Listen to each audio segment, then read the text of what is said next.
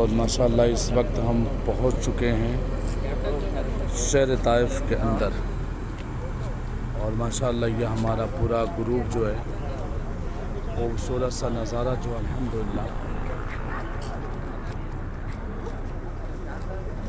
और आ जाइए। और माशाअल्लाह हम लोग चलिए हज़रत अब्दुल्ला इब्ने अब्बास रज़ी अल्लाह ताला अन्हो के प्यारे से मस्जिद पे हम हाजिर हैं। और हमारे साथ में हमारे बड़े भाई माशाअल्लाह ये अपने ग्रुप को हमारे फैज़ान भाई सबको लेकर शहर ताइफ के वादी में पहुँचे माशाअल्लाह। आइए